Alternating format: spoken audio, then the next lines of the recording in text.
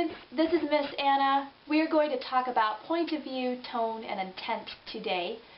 We are actually in Gettysburg, Pennsylvania, which is where I grew up. This is a little bit of my family's house behind me. If you look out the window, which you can't look out of, you'll see part of the Gettysburg battlefield.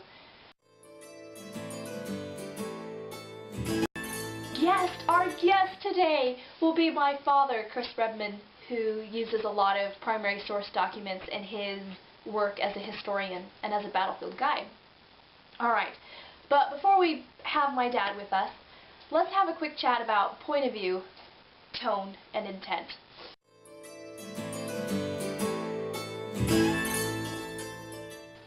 Point of view, as you are aware, is the person and the tense of the text. So we have first, second, third person being I did X, Y, and Z, you did X, Y, and Z, he did X, Y, and Z, and then tense as in present, past, present, and future. And the combination of those two ideas, person and tense, gives the text a certain feel, which will also play into tone a little bit. Okay, so first person, past tense. As a 7-year-old, I used to look at baby toads in the sidewalk. Okay, so that's looking back on the past. It's me speaking about myself. First person, past tense has a sense of being honest, direct, and mature. You can look back at what happened in the past with a sense of, okay, as a 7-year-old I used to look at toads in the sidewalk, but now that I am an adult I just step over the toads, or whatever. But it gives a sense of honesty and directness. First person, present tense. I am looking at toads in the sidewalk. A sense of immediacy, either real or feigned. Sometimes when the voice changes from first person past to first person present, the speaker is in a dream. And so that speaker, is dreaming about how he looks across the room and sees the love of his life, and the love of his life looks back at him, and then he wakes up and oh no, it's just a dream, darn it. But sometimes it can just have a real sense of we as readers are with the speaker in this moment. It can be really nice, very immediate, very, very snappy and real. Okay, first person, future tense. I will go out the doorway and I will make a left and I will go to the grocery store. That doesn't happen too often unless it's at the end of a story, and there's a really wonderful monologue by a guy named Lee Blessing, who the person has been speaking in first person past tense up to the very last paragraph of this monologue. And she has just seen her dog die. She's just lost her husband, or I suppose her serious boyfriend.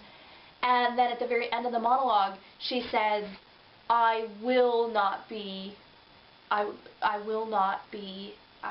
depressed by these circumstances. I will rise above them."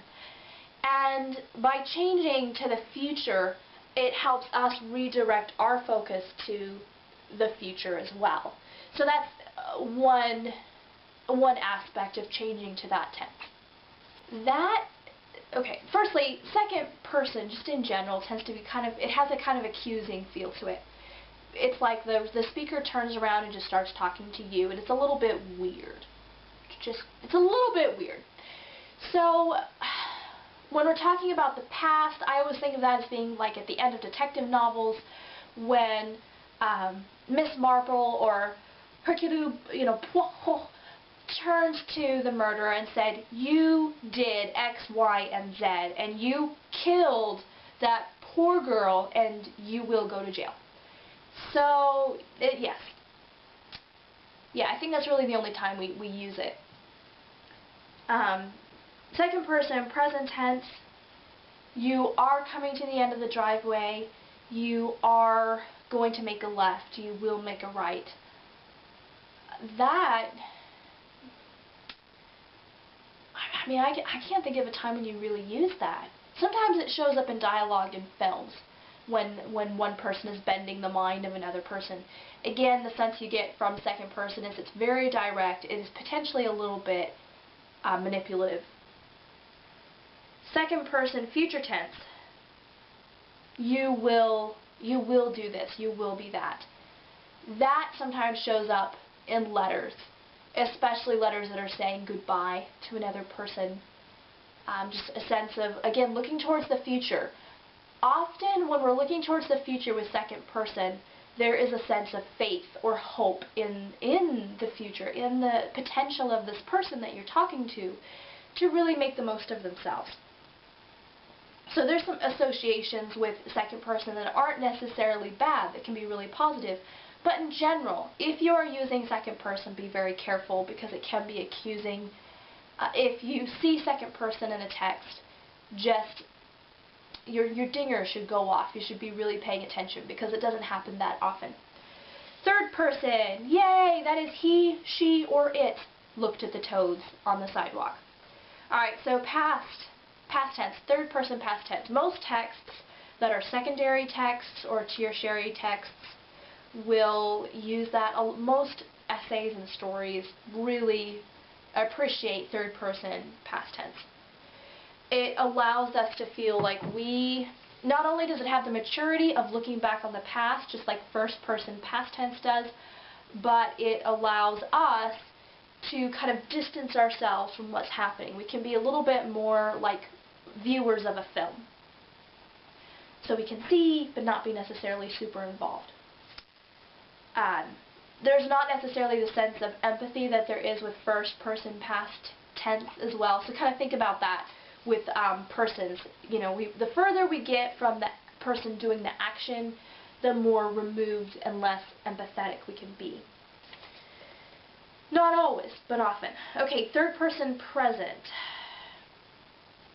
We can watch it happening as it happens, so that's definitely like a film. A lot of horror books use third person present tense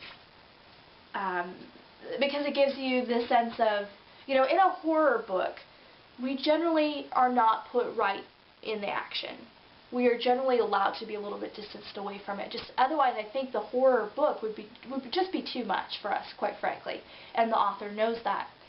But by allowing us to watch it as it's happening, it can feel very immediate, but because it's he, she, or it, we're not so afraid for our own lives. Okay, third person future. He will become the greatest president of the United States. It's interesting, anytime we switch to future tense with a speaker, whether the speaker is actually someone narrating, so third person, or telling us, second person, or just saying I, first person, anytime we switch to future tense, we really are looking in a new direction. It's generally not for all of the text, it's only for the last bit of the text. Because by that time we've had this journey of ups and downs, and we can afford to look to the future. For third person, it's deceptive. Because even though we are hearing future tense, oftentimes the person speaking is looking back on this person's future, which is actually the speaker's past. Kind of a paradox, but just realize that the narrator is already doing some time travel to Abraham Lincoln in the 1800s to say, Abraham Lincoln will become the greatest president of the United States in his future, which is over here, which is still in the past of the narrator.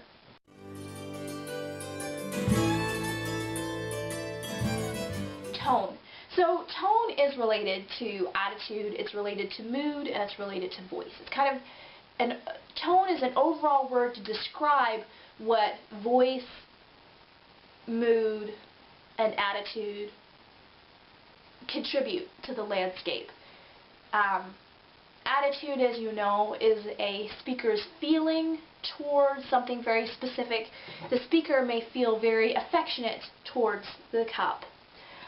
So that might be their attitude towards the cup, but the whole picture, the whole terrain of the speaker's attitudes contributes to tone, and it also contributes to mood, which point of view really plays into tone as well, because the immediacy that a first person, for instance, a first person present tense voice is very immediate, and that can give the tone a sense of immediacy, directness,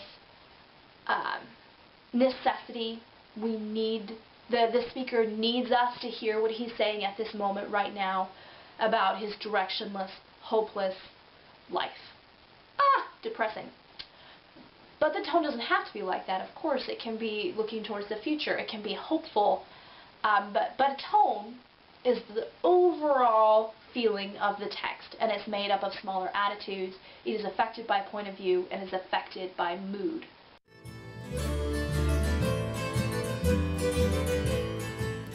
Intent. Intent is grand, and you're already running into it as you look through your primary source documents, your secondary source documents, and your tertiary source documents. To figure out intent of a text, think about, why was this written? Who was it for? What did the writer hope for? So why was this written? My dad and I had a wee chat after the discussion that you're about to watch.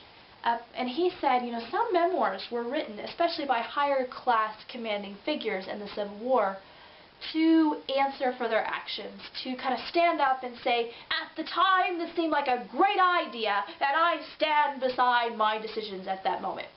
So especially Chamberlain wrote a memoir really putting himself in the best light after, 40, 50 years of everyone saying, whoa, Chamberlain, you made so many bad decisions and we really don't respect you for them.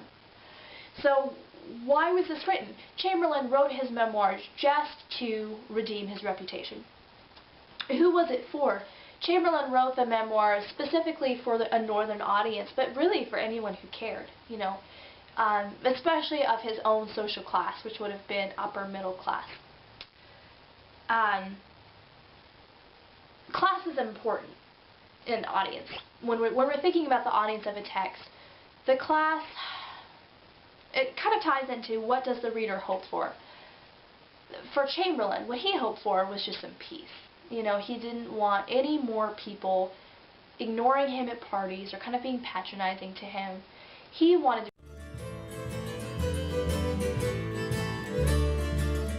Alright, so students, welcome back. Actually, I have both of my parents here. Mom, come get in the picture for a second. No. My mother said no.